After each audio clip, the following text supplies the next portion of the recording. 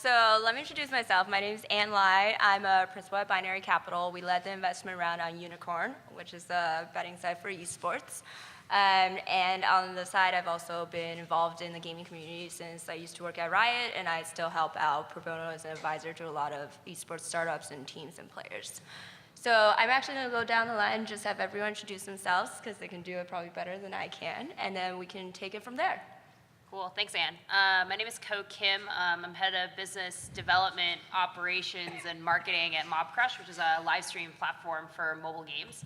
Previously, before joining this company last year, I was one of the Google Play Games partnerships leads. I led up international market growth and practically was one of the first 2 people on that team. And so did a lot of cool stuff there, evaluating new growth opportunities, specifically in VR, streaming, and a lot of different technologies, and then thought this was pretty cool, so came here. Awesome. I'm Cinco Barnes. Been a game designer since around 1995.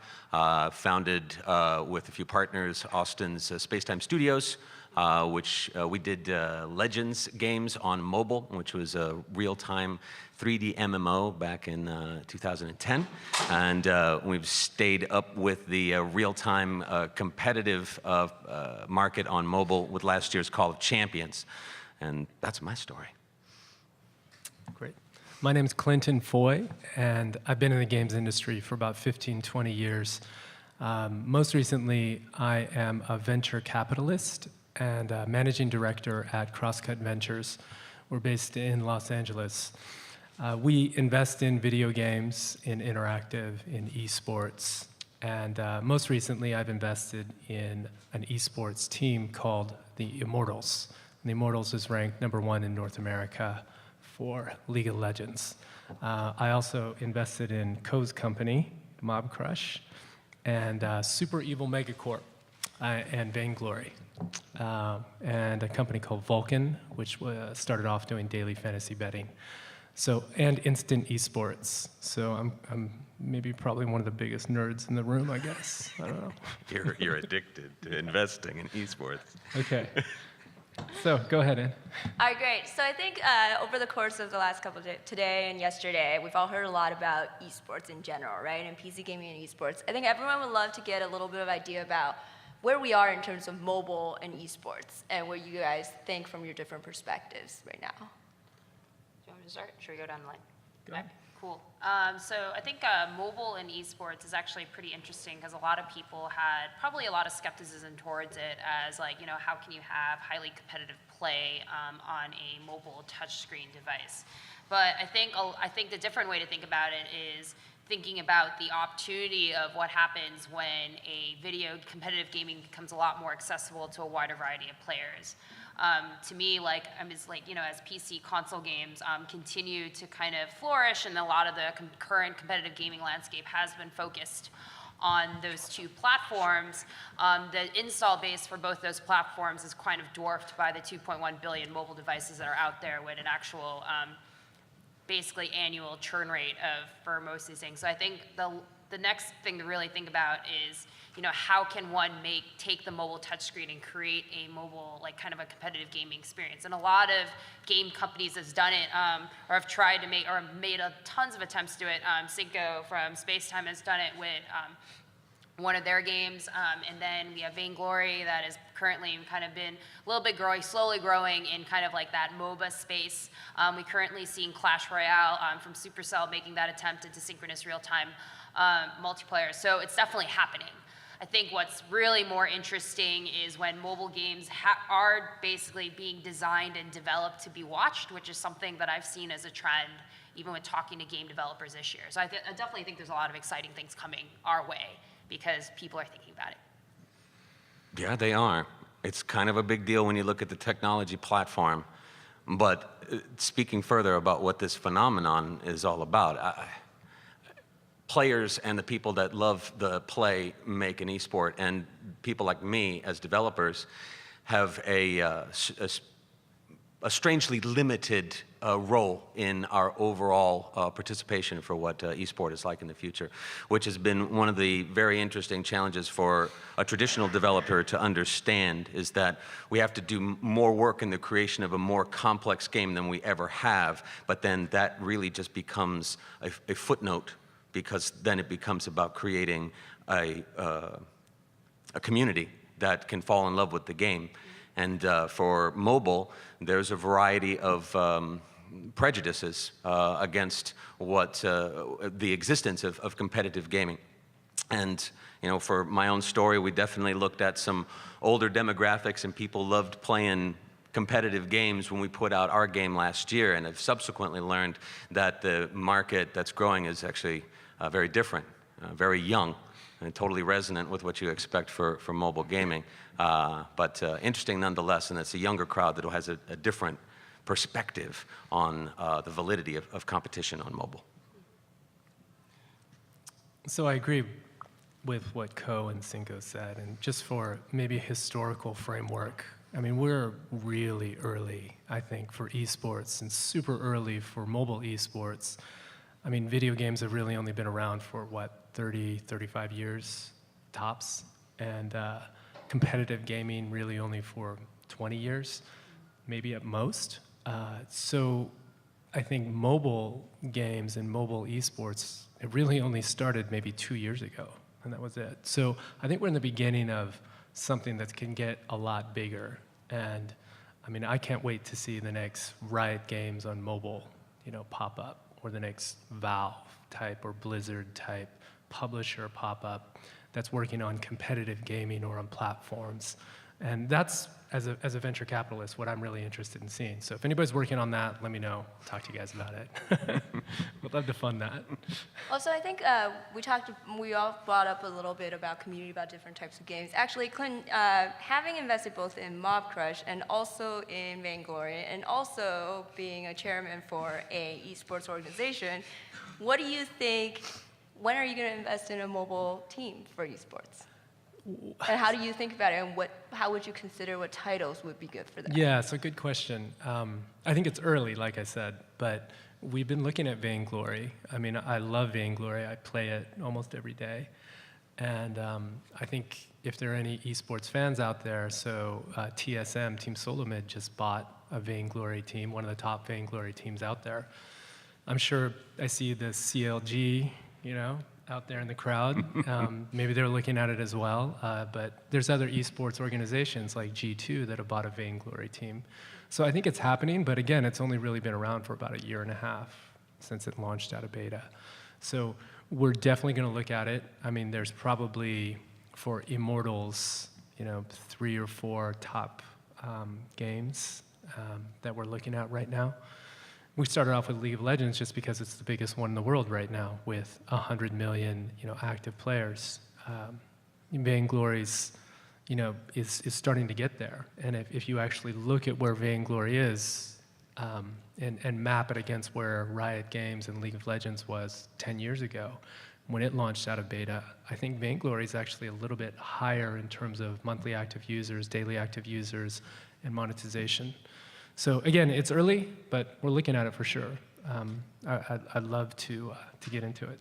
And one of the interesting things is like when we talk about community too, we also have to think about how do other players and fans and like all them, they kind of congregate and talk and discuss and kind of connect over the game as well, right? I think what Twitch has done really well, especially for the PC console space, is enabled literally whoever has internet access and like kind of like a, at the time, desktop web, but now as I go through the mobile apps, the ability to view and watch some of their favorite teams and players kind of compete over this game, right? And then for some of these players, or even aspiring, amateurs that hope to be like the next like kind of Faker or all these other top players, right? Like they have the ability to stream and then also kind of get discovered by some of these teams. And so if you look at the mobile space right now, there isn't really a platform for that either, for spectation and broadcasting. I'd like to say I'm working at a company company that's trying to do that, but it's also a really hard problem, right? Because not everyone in the world has access to a 2 to 3K PC with a powerful GPU and CPU set, an Elgato capture card, webcam, microphones, and also really good broadband internet access, right? That's, if you think about 80–90% of the world, they do not have access to any of those things, let alone a dedicated broadband network. For us, what's exciting is on mobile, we're having these countries like Indonesia, Philippines, parts of LATAM that are getting their first high-powered connected device for the first time. That's a huge number when you think about scale in itself. And so, which is also a harder problem because you have to think about how do you allow that spectation or a lot of those kind of community interactions to occur at any given point at any different time, right? And so it's entirely different, I would say, user experience you'd have to think about than the traditional, let's say, desktop web experience that both Twitch and YouTube have come out about like basically 8 to 10 years ago. Well, so I think that brings up a good point. I think, one of the biggest drivers for esports becoming much more popular now is the fact that Twitch existed, right? That there's that accessibility. I also think the launch of Twitch has evolved, caused evolution in the game dive side itself, right? People are thinking about how to better spectate, how to better treat that viewing community experience from a game dev perspective. So we'd love to kind of get a little bit on what you think, Cinco, maybe on, given a platform like Mobcrush where we could get more context, more accessibility around the game and a different type of audience, how does a game dev think about that spectator experience or building out that type of feature for communities? Well, it adds to the complexity of making the game in the first place because we're definitely down the road of in terms of what MOBAs came out for iOS and Android. But by the time we were developing Call of Champions last year, we knew that we had to include the whole game, but we also needed to have a spectator feature, and then we needed to have a global chat system, we had to have a good onboarding, and a whole bunch of other stuff that it's important to have that because the application and the community requires it. But like I said before, that whole effort of development is just subsumed by the community and is, again, an afterthought. It winds up being a very small play with a ton of effort. It's like a quasar of effort, and in terms of its overall relationship to the success within the community, it is largely about the personalities then that find the platform and connect on a human basis because the folks who are playing and succeeding with this are fundamentally competitive types, getting their self-esteem from winning the game. And that weeds out a lot of gameplay. I mean, as game designers, we broker self-esteem by challenges in a controlled environment. In a competitive game, those controls are outside your periphery, and you're dealing with the brutality of a horrible beatdown when you're out of rank comparison. Or in the case of the community, you have the opportunity to drive this tremendous emotion surrounding this new thing.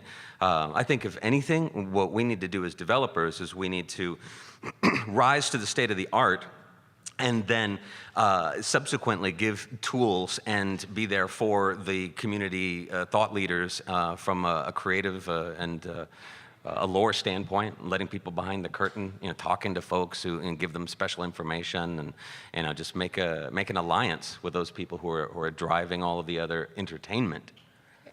And so we talked about, you've brought up community a couple of times, so let's spend a little time talking about that, right? We've brought up a little bit about how the mobile community is different than the PC community.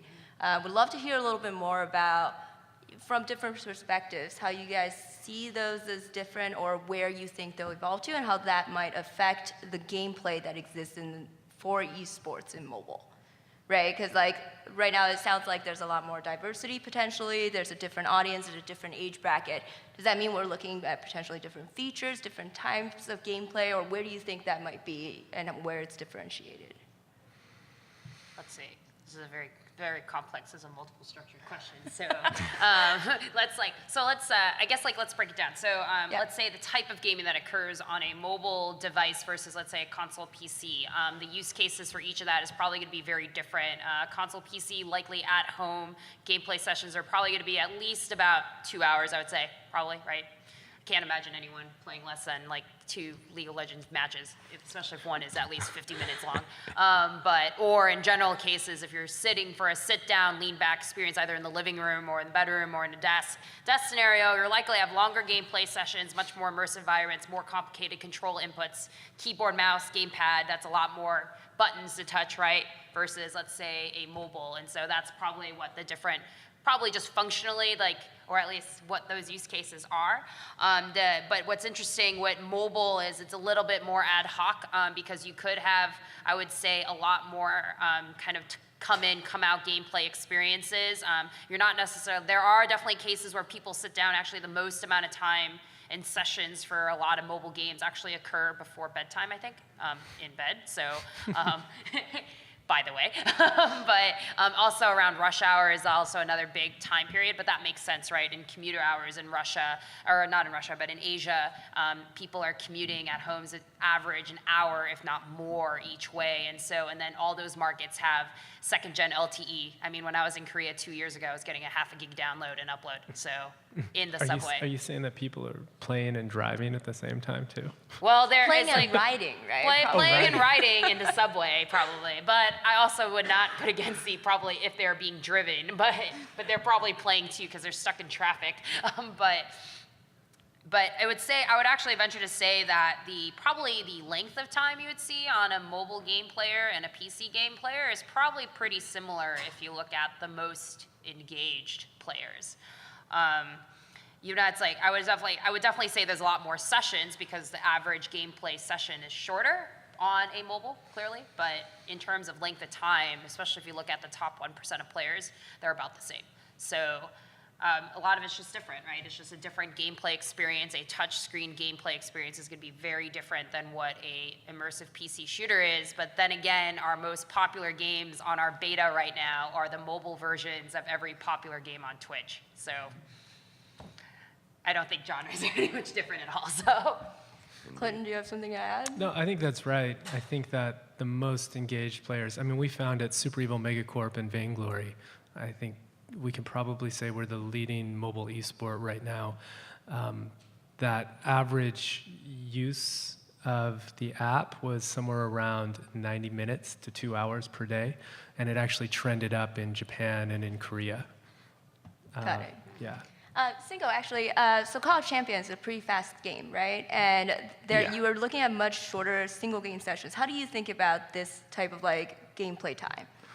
Well, we looked at it a couple of different ways. I mean, first of all, we wanted to be early with esport, but we also wanted to be early with the variations that we thought would fit right for the screen time and the way that people use their mobile devices.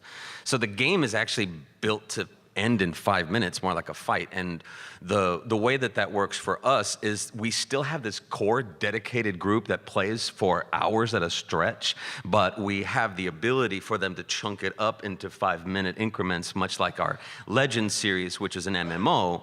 You would play an individual dungeon for somewhere around like maybe 7 to 10 minutes on the average, but you're able to string those sessions together, finding different friends if you were a peer leader or whatnot, and wind up spending a ton of time there. But what we learned with that, and I think also with Call of Champions, was that there's a PC in the house, somebody else is using it. Our demographic tends to be on their mobile devices in order to find their video game entertainment. They're not able to spend as much time, and they've got a house full of people who need to do the taxes, who are the older brother or the older sister who needs to play League of Legends, and you need to get on your iPad in order to do that. So I think it drives, from a creative design perspective, our focus bit younger than we would expect if we were in a different market, different platform. Got it. The audience demo is an interesting point too, because if you think about what the first gaming device for, let's say, any person right now, like the first, it's usually going to be their mobile phone, and then these are going to be, I'm sure if many of you have children, nephews, or nieces, what you can probably ask them what do they want for Christmas. It's probably an iOS or a phone, or like basically a smartphone or a tablet is my guess, right? If I had to take a guess. Yeah, it's not a Nintendo DS. It's not it's not a game console for sure, right? It's a mobile device. So if you think about where they're starting with first, of course, a large, dominant, probably demo is going to be that younger audience, but they are definitely that mobile-first kind of content creation and consumption generation. So which is really interesting on one hand because we're probably going to be the last of the desktop generation right now, right? In terms of desktop console gaming generation. We're entering an era where a large number of people are going to be gaming on mobile first. And what does that mean, right, in terms of like how their player behaviors are going to change and how they're going to evolve, so. Yeah, I completely agree with that. I mean, if you look 5 years out from now, and you look at long-term demographics, there are cord cutters, and most of us in the room are cord cutters, and then there's a whole generation of cord nevers, people who never are going to have a cable television subscription. And you know, our kids are probably never going to grow up with that. They're just going to have an unconnected, I mean, just a connected mobile device. And I think those are the gamers and kind of the esports players of the future. And that's the future that I look at is 5 to 10 years from now, what does that look like? Who's actually going to be playing? And I just have faith that the 2.5 million connected touchscreen devices, 2.5 billion, sorry, or 3 billion touchscreen devices, there's going to be a market of players out there who want to play the same way that we play League of Legends or Dota or Counter-Strike. Especially at the rate of upgrades and then also just improvement in internal mobile kind of GPU and CPU units right now. It's already estimated that probably by 2017, the top-end smartphone devices are going to have just amount as graphical power than current Xbox One and PS4. So if you think about it, hardware is going to be a commodity pretty soon. And it's really going to be about what's that software and platform layers on top of all those hardware. Well, so if we're talking about, right, I think with controllers, with PCs, all of this, we have different types of gameplay that's evolved. Yep. If you guys were predicting what type of gameplay will evolve on mobile, I feel like a lot of games right now are trying to cast certain types of PC games into a mobile form factor, right? What do you think will be next? Or what do you think will be the new gameplay type that might come out? It's a hard question. I'm still holding out for, let's see, like currently we have a lot of card battle games. There's some MOBAs. I'm still waiting for a decent RTS. That's kind of like like if I can get back to StarCraft, I probably would want to do that. But I haven't seen a good RTS on mobile. Shooters, people say, but I think shooters has a control input issues more so than I would say, and that's kind of hard to do on a mobile device, although I'm being proven wrong by like 12-year-olds right now with some mobile shooters, and so, but I think like there's some really other interesting genres too, right? Like sports games are very interesting. I mean, those are like, that's like obvious, right? Like can't believe there hasn't been a good one on mobile in one sense. I think there's going to be some interesting things to be done in AR, VR, depending on how that platform shapes into play, because I truly think VR and AR as a platform is only going to reach scale through mobile. Once it doesn't have a cord, I think that's when we're going to get a lot of people adopting VR very quickly, and AR to extent. So I'm still holding out for music rhythm games too, but that's apparently people have abandoned that. A competitive rhythm game. Competitive rhythm game. Good. Like music production, most of it's done on a MacBook right now, so it can't be that hard to do it on a thing. So live scratch competitions. So It sounds pretty fun, actually. I like that. Maybe that's the next one, Cinco. All right. Good. We didn't mention I'm it. like endless when it comes to gaming. So I agree that, there are just, we're just scratching the surface right now. And for the most part, what you see on mobile and mobile esports is taking PC and then taking a spin on it, maybe simplifying it, trying to get it to its core, and then putting it on a mobile and touchscreen interface. And we're just starting to see some shooters out there that could turn into esports on mobile. And I'd like to see more. I think somebody's eventually going to figure it out. There are kids, 10 and 12-year-olds who are just natively growing up on their touchscreen devices right now on their mobiles. And that's all they're going to play on for their entire lives. They're never going to touch a PC. And they're going to want to have shooters. And they're going to want to play competitively. And so I'd like to see that. I wouldn't mind funding something like that. So if anybody knows of one, let me know. Have you seen Can't anything? tell you everything. Come on. Yeah. Maybe. Yeah, it's that 10-year-old. It's that young kid, definitely, because I'm old enough to be prejudiced against shooters on the console, and I play with the mouse. But that doesn't mean that I'm wrong, because as I see the gamer who embraces the controls, they're able to do quite well. And so I think that continuing to seed the young market with quality entertainment on mobile screens is going to give us that market of players and everyone interested in watching it. But in terms of what we'll probably be doing design-wise, my big guess is a lot of merging of some of the buzzword technologies that we're kicking around here at South by, and there's going to be a lot of combination of things based around the dawn of some of our developers employing of deep learning strategies within the way that we already analyze our business. So, we're sort of going cyborg in some ways, and people like me are going to merge with the machine, I guess, at some point. That's what I'm saying. Definitely, especially with the evolution of a lot of these more wearable softwares, right? Like, it almost combines into mobile into something that's a wireless input that's a lot more like incorporated and less, I guess, removed and artificial feeling. And that might be an interesting component as well, Yeah. tie in some rhythm, Yeah, health, competitive. Fighters, if you look at like 2D fighters, right? Like if you look at Street Fighter, all these things, I mean, that's a very interesting, very competitive.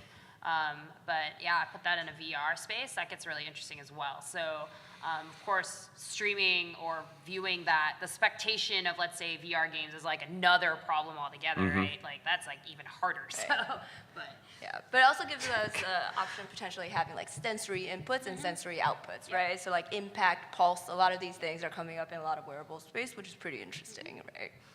We've talked a lot about age diversity. I think it's also worthwhile now to bring up a little bit about like gender diversity. So we've seen that in Vainglory. We have some top pros already who are female. In Hearthstone, we also see more equivalent gender distribution when it comes to players. So how do you guys think about that? Or, what have you guys seen so far? I still think the most hardcore gamers are mobile female gamers, but in Korea, because the amount of some of those match 3 games they play is like kind of astronomical, really good. I have no idea how they do it. But especially if you look at time, like that's the running joke, right? Like you have basically these Asian female gamers are the ones like taking everyone out in a lot of these top mobile games. And they're also some of the biggest spenders as well, and in terms of engagement. But I think it's a great opportunity, right? Like in one hand, it's I think for one thing, there is a social kind of cultural change that's happening within, I would say, the gaming, like kind of like that ethos and like kind of that thing. I mean, for a long time, video games have been very, very, like I would say, restricted or limited by a very bad stereotype. I mean, it's basically, everyone said it's the 18-year-old, 20-year-old in the parents' basement playing World of Warcraft raids. Not that, I mean, I've avoided World of Warcraft. I've played a lot of StarCraft though, but the one thing that I think a lot of it is now, as gaming is becoming a lot more mainstream, as kind of part of pop culture, you're seeing a lot of people are actually playing games for the first time, and it's just becoming acceptable in one thing. So, and a lot of people are starting to embrace it. I mean, I didn't think I'd see the day when Louis Vuitton would grace Lightning from Final Fantasy 13 in their ads.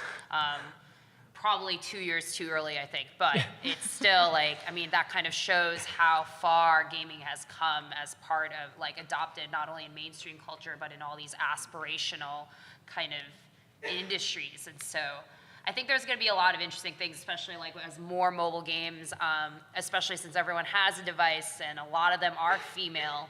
I mean, and then especially in general, you're going to see not only female, but a lot of diversity from other markets as well. I think a lot of competitive gaming is still pretty much concentrated in very few markets. I actually can't wait to see some breakout star from Southeast Asia or some of these other markets. So, Yeah. Indeed. Yeah, completely agree that, I mean, to the extent that you can criticize competitive gaming right now or competitive esports, it's that there aren't enough women in it. And there aren't enough games that I think are embracing having women in competitive esports. And I know there's some teams out there that are really working on that. I think CLG is trying to do that. I think, At Immortals, we're definitely looking at that. And when Noah and I came together and co-founded Immortals, we thought we're going to be different. It's just really difficult because part of the community and the base is so firmly male-dominated, and they have a certain perspective on what is esports and what esports should be. But as influencers and as people who invest in esports, we have an obligation, I think, to push it forward and be more inclusive, be more embracing. And I love that Vainglory does that. Vainglory specifically has a lot of female players. Hearthstone does as well. And I think those communities aren't as toxic as some of the other esports communities that we've seen out there. And even Clash Royale is interesting too, because there's been a lot, that game just recently launched, and there's definitely very diverse clans, even some of the top 10 clans. I don't think they come from any one country. They're probably all over the world. I know someone in the audience knows answer better to that than I do, or someone that, but I think that's what's going to really, we're going to see just this influx of, I think I have more esports team asking me about good Clash Royale players than I've seen even some of the other ones too. So it's actually been really interesting that it's cool that a lot more people are now interested and really focused on mobile and want to invest before. So.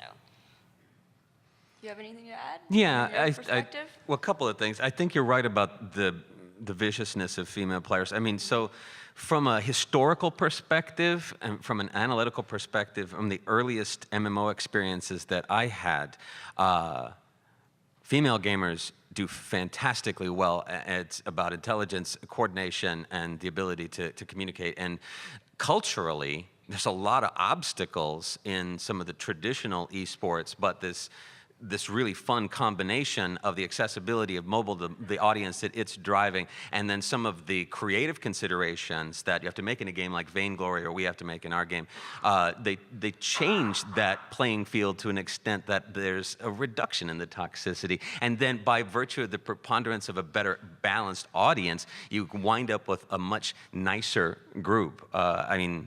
We slapped some global chat in my game right before the end of last year, and I was thinking that it would be a huge, huge mistake, just a big open sewer.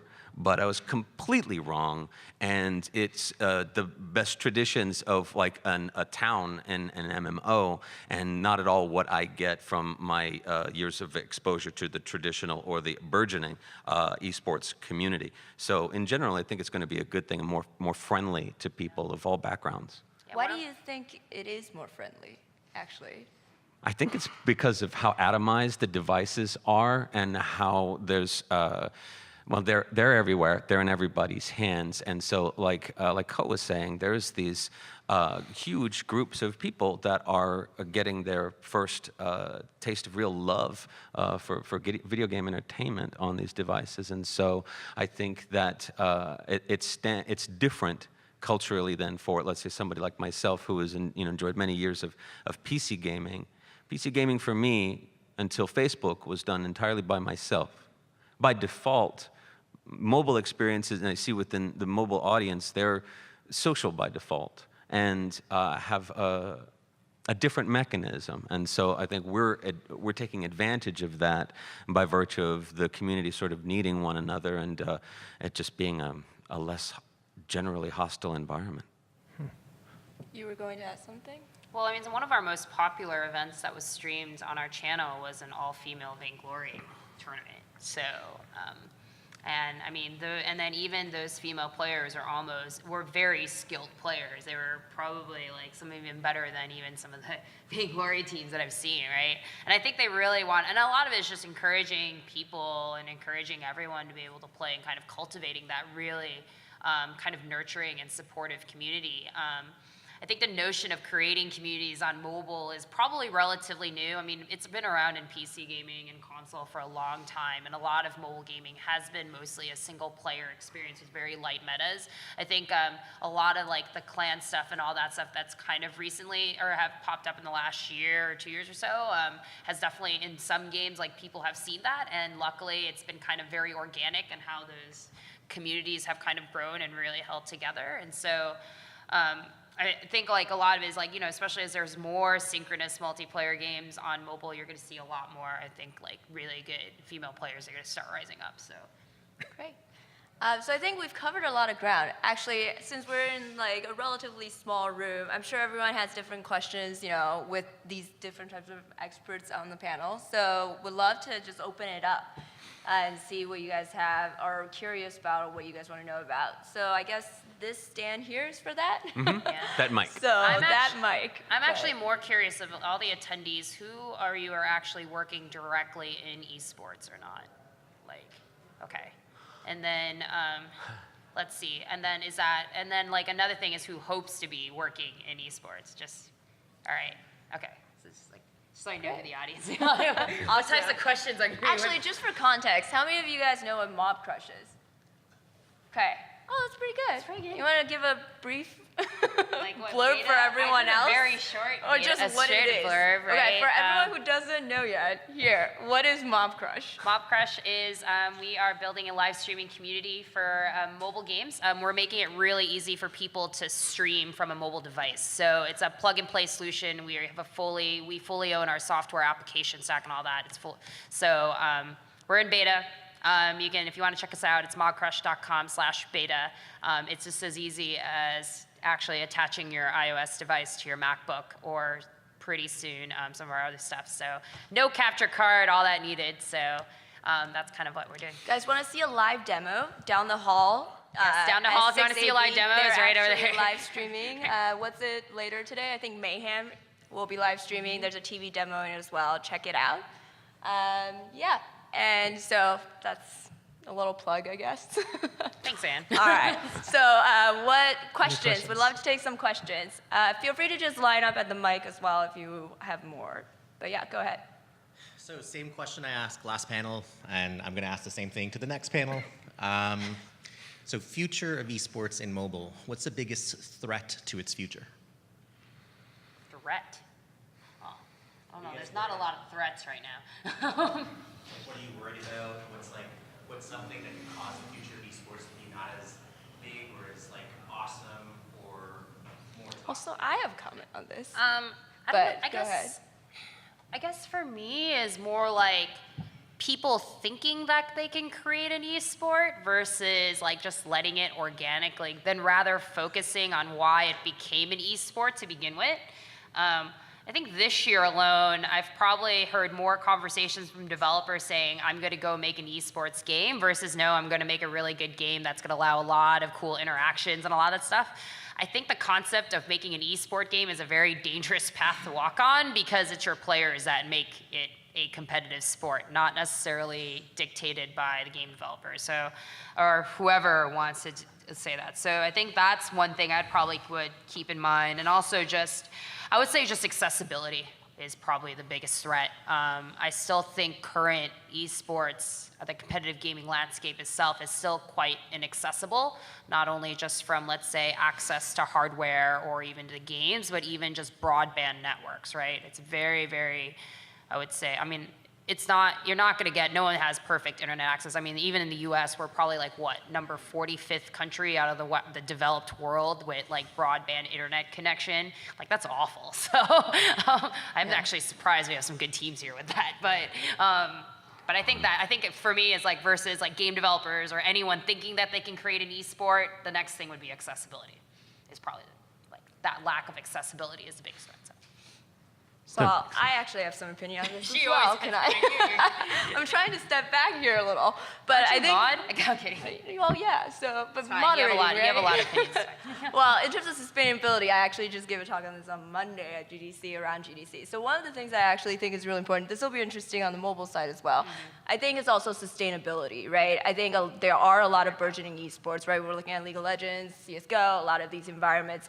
The biggest thing is, right, with all the money flowing in effectively, right? How do we keep the money and the sustainability in the industry, right? We have a lot of sponsors right now, I think, are more or less testing the waters with this new audience of affluent, typically male, but also very mobile first or gaming first environments, right? So they're tapping into the market, they're putting in sponsorship dollars as tests. They want to see what their ROI is on the market. And I think one of the things that's very interesting with Twitch is, and a lot of these platforms is the data, right? Like, do I know what my ad percentage is month to month? What is my churn? Like, what is my CPA? What are my engagement metrics? These are the things that sponsors and people with money would want to know, right? And I think for the future of esports to keep growing and to potentially actually eclipse all of sports is to actually have that structure and to understand what sustainability potentially means for that market beyond just, hey, it's cool. It's like in a nascent phase where we're growing. And I'm sure we've seen this a little bit in mobile as well, and I know you guys have been thinking a lot about data when you're coming from this mobile perspective. I think it'd be great to kind of hear what you guys think on what would make that sustainable and how mobile can help with that potentially. Bring it back to the panel. Sustainability. I mean, one thing is we can start with the players, right? I don't know what the average lifespan of some of these players are for the game, for some of these games. I know usually for cooperative, competitive multiplayer games, they have a longer lifespan because it's like compared to some of the more twitchy games like CS:GO or anything. So a lot of it is figuring out how to make sure the player themselves, there's enough programs or infrastructure to help them kind of, I mean, a lot of these people are 16 or 17, so they're actually probably skipping school in order to compete. And so I think like making sure that they have the necessary support and infrastructure to like continue their education, manage their businesses, probably not go into a lot of debt like some young players that got fame tend to do. So I think a lot of those programs are going to get really interesting as they come up because, I mean, a lot of it's like, think of it as how do you organize it like a professional sport, right? Like a lot of these professional sports teams have on-site staff, coaching, nutritionists, like,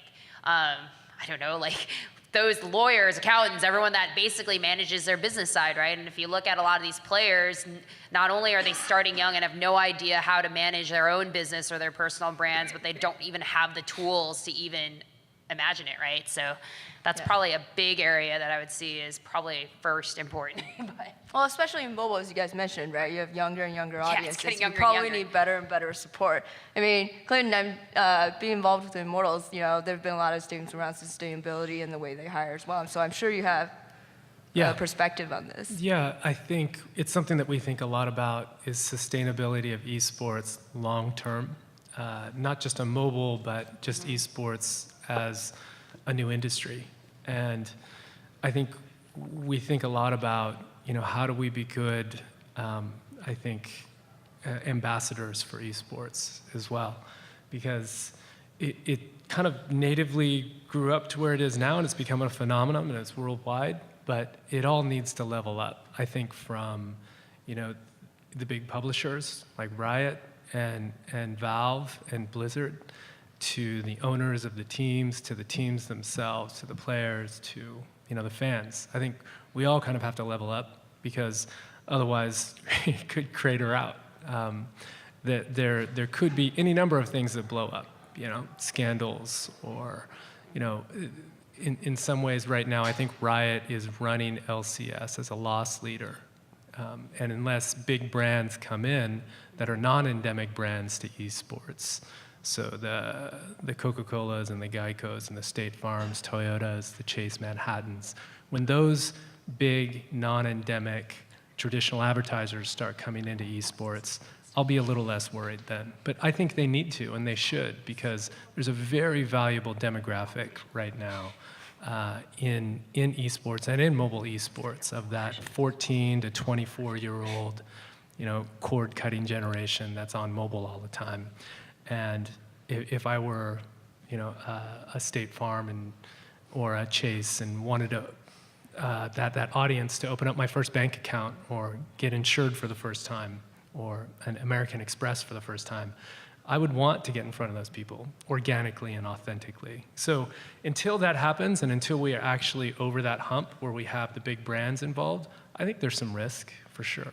And why do you think that big brands aren't quite as involved as they are? Like, there's some theories around the fact that, a lot of the numbers around esports aren't validated, right? Or that we can't get very good metrics Yeah. around certain aspects of that. I'm sure there are other contributing Listen, factors. What do you I think the metrics are there. I mean, and you're a data scientist with a PhD from Harvard. Are the metrics there? Yes.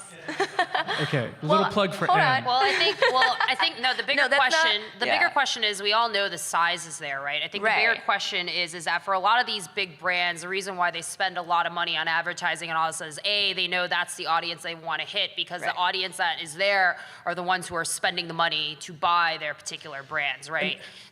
yeah. And like one of the biggest things that I think is really missing in competitive sports and probably is actually better positioned than I say most traditional sports right now is the fact that they can build scalable, efficient business models, right? The ability to be Right. like, hey, because this person is an LCS player, it's gonna equal X dollars in revenue. Right. In the NFL right now, a particular fan that's like in terms of like spend index per year is about $450 per, let's say, active viewer of of the NFL. In LCS, it's about $5. That means that for the engagement numbers that at least we're seeing, there's definitely a lot of opportunity for, I think, more scalable, efficient business models that just haven't existed yet. And on mobile, that's going to be a lot easier because we know where everyone is with their mobile phone, right? It's on them at all times. And so I think a lot of it is I think what's going to be really interesting in the next year or so is how are these people unlocking that value, right? And like being able to prove that. Once you prove that, then Right. the wallets are going to start opening. So. Great. Question. So this is actually a bit of a follow-on. Is there any risk in relying on some of the old money and traditional advertisers to be the face and the sponsor of esports when, I mean, you've got new money and a lot of fresh brands. I think I don't know, Ubers, Lyfts, Airbnbs that I think might want to connect better with this new group, right? That might speak to them in a way that's more relevant. Is there any kind of effort to go that direction as opposed, like State Farm, for example? I mean, with people not buying cars till I think the new average age is 26, 27, and you're looking at your target group right here being 12-year-olds, they're not buying State Farm insurance. Yeah, it's a great point. I think it's a great point. And if Uber or Lyft or Munchery or Dollar Shave Club wants to sponsor Immortals, or any of you guys out in the audience, please come up to me afterwards. I'm happy to talk. It's just they don't have as large a budgets as the Coca-Colas out there, or some of the they're not spending $50 to $500 million a year in advertising budgets. They don't have chief marketing officers who are used to opening up the wallets in a big way like that yet, but they will. And when they do, I think esports will be there, and they'll be a better fit. They'll be authentically there for them. And what we've also found is that with esports, the demographic's so young that you're not just advertising to the actual players or the fans themselves, but you're advertising to their families, so their parents, and they live in the same household, for instance, and you're advertising to them as much as you are to the players. It's also generational too, right? Who's the one making the decisions at, all those insurance companies and, sorry, it's not I'm really loud though, so it's probably okay. But it's really about who's the decision makers that are opening those pockets, right? And so probably, if you think about generations, they probably have no idea that their kids are only on YouTube now and they're not even watching TV anymore. So, if you think, if you ask your kid where they're spending most of their time, it's not glued to the television. The new Saturday morning cartoon is YouTube. So, in one sense I think they are paying attention. I imagine anyone that is smart, especially in the digital marketing space, are seeing that, no, my conversions are gonna be a lot higher if I go work with a YouTube content creator than if I work with a celebrity industries. And we're definitely seeing a lot of, I would say, more forward thinking in the traditional CPG companies, thinking that way and spending and allocating their budgets, and those budgets are increasing, like probably by double digits, if not triple digits into that territory. And so a lot of that is shifting, right? But I think, especially when it comes to like competitive gaming, I think what's interesting is that it's almost like no one really knows about it yet, just because it's been so small for so long. But then if you compare it to the spaces and industries that those guys are in, I mean, they've been around for hundreds of years, right? And so, but I think they're now realizing that the new millennials right now that have all the income, disposable income, are not on the channels that they used to market, right? And so they're definitely shifting their strategies accordingly. And it does tie in a little bit to like, you know, if you're looking at traditional marketing spend and also especially new startup marketing spend, there's a lot around like what is the actual deliverable, right? Okay. You're looking at what is the actual deliverable or convertible, right? What is my CPA? What is my CPM? What is my CPV? Like any of those things. And I think one of the things around competitive sports and competitive esports and certain platforms like Twitch is that those numbers still need to be relatively refined in how we get those numbers, right? So we know it exists, but how do we prove that it exists? Right, Which just you had finding spoken relevant earlier. data, right? It's kind of like whose numbers. I mean, I would even say, like when people talk about SaaS platforms on top of esports, it's also a big opportunity because I don't think there is reliable data that's out there outside of the game developers themselves. They probably have all the data, right? And so, Yeah, like a Peach, for example, bit tangential. I mean, they're kind of failing. Awesome product, but failing because they don't really have platforms to really, you know, or distribution platforms to really get to the type of This is the perfect platform, I think. You know, and I get that like eventually you want to mature into the $100 million, you know, CMOs that are opening their pockets, but in the meantime, while we're trying to get there, why not create a platform for these startups that are coming out of the Valley or coming out of Austin? It brings up a really good point, and I just want to make this comment, but I'd love to hear some of the other questions. And it's just that, and I'll say it here, traditional sports are dying. You look at things like Major League Baseball, and it's declining by 3 to 4 to 5 to 6% per year, and it's aging up. So the average, you know, Major League Baseball fan is 53 years old, and that's aging every year. So it's 54 next year, 55 the year after that. And kids aren't watching it anymore. They're just glued to their mobile devices or they're playing that. So long-term demographic shift, things are going to change for sure. We'd love to take a couple more questions as we're wrapping up. So yeah, next. Hi, I'm Devin, CEO of Counterlogic Gaming. My question is regarding two concerns I have about this space, and I want to see what your guys' opinion on it. Skill cap for games in the mobile space doesn't seem to be as high as games like League of Legends and Counter-Strike, where you see like it's very, very challenging, and that tends to attract viewership. So the question is, how do you get over that hurdle? And the second question that kind of accompanies that is with monetization. I think we can see that the activations and the engagement is there. There's no doubt that mobile is generating a ton of revenue, but mostly that's towards in-game items and things that tend to help your gameplay. So how do you balance that with the esports crowd, which is very, very anti-pay to win? So those two issues kind of, and yeah, just we'll love to hear your opinions. I can address the second one because I think when I look at mobile gaming here in the US and in Western markets, they tend to lag behind Asia by like 1 to 2 years. The top grossing games in Asia that are mostly more competitive than not are not necessarily pay to win. Actually, if you ask, and then even in China too, if you ask all those game developers and leading game designers what they optimize for, they don't optimize for monetization, they optimize for engagement. So their KPIs that they're measuring on is day 180, day 365 retention. So here in the US, everyone's now doing day 30, day 60 retention. So it's really interesting, right? There's very few, I would say, mobile game developers that can think that far. The only probably game developer that I think have done a very good job is probably Supercell, but that's because they're like the way that they think about and release product is probably really different than probably most other game developers I think about, because they think about 10-year franchises, not necessarily 1 to 2 years in quick buck. So I think a lot of that is that it's possible. I think it's possible. A lot of it is just no one has really figured it out yet, or at least how to get, because it's really hard to get a mobile game, especially at the rate of device maturing and upgrades and a lot of stuff, because it accelerates. It's a lot. the power of a device and also the broadband penetration that's happening on mobile right now is changing and evolving a lot quicker than it has on the PC and console space. Is the viewership there though? Like, is there a demonstrable viewership for this? Because like a lot of esports have tried like to get these kind of consistent viewers, and you just don't see the LCS numbers in these other esports. So like, how do you get over that challenge? Well, I mean, there was one Clash Royale stream that happened that got featured on Twitch, and that catapulted that game to number 3. So I would say it's happening. So.